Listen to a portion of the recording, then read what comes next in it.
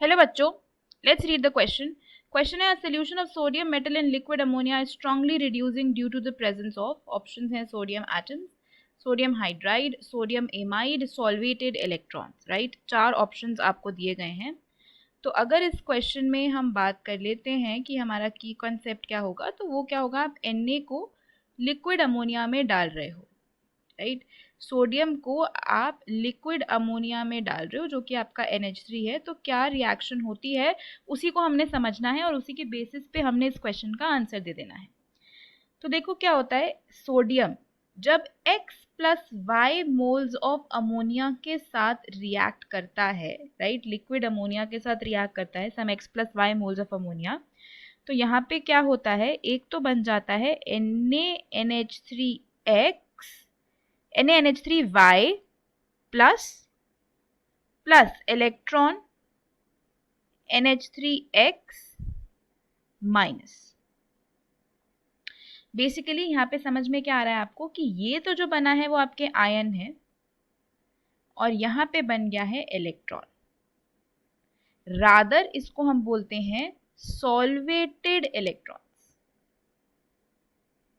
तो जब भी सोडियम मेटल को लिक्विड अमोनिया में डाला जाता है तो आयंस और इलेक्ट्रॉन्स लिबरेट होते हैं, और ये जो इलेक्ट्रॉन्स हैं ये सॉल्वेटेड इलेक्ट्रॉन्स होते हैं। राइट, अमोनिया के साथ ये सॉल्वेटेड होते हैं और इन सॉल्वेटेड इलेक्ट्रॉन्स की वजह से ही रिड्यूसिंग प्रॉपर्टी आती है।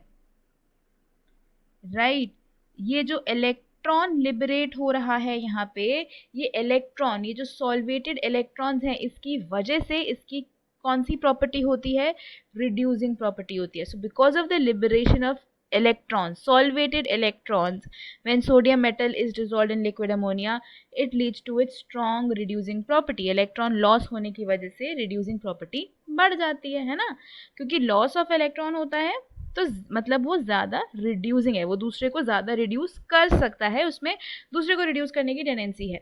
और इन इलेक्ट्रॉन्स की वजह से ये एक मिक्स्ड कंडक्टर की तरह भी एक्ट करता है, कंडक्शन भी होती है इस सोल्यूशन में। राइट, तो इस क्वेश्चन का जो करेक्ट आंसर है वो सॉल्वेटेड इलेक्ट्रॉन्स होगा। यहाँ पे सोडियम एटम्स की वजह से नहीं हो रहा है, ना अमाइड बन रहा है और ना ही हाइड्राइड बन रहा है।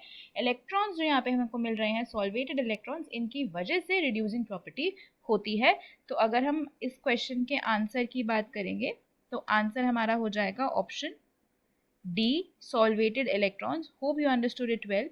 Best of luck.